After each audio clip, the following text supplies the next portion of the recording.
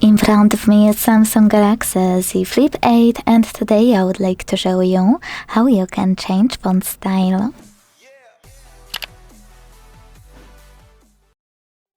First of all, go into settings and scroll to click on this section here, called display.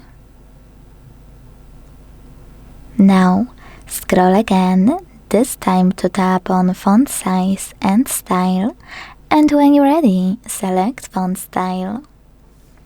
Now you can either tap on one of those font styles right away to apply it and go back to check it out.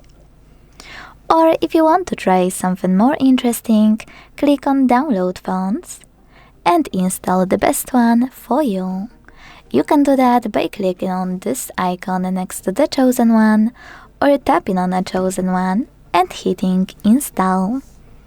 Wherever you decided, when it's ready, go back and apply it by clicking on it on the list.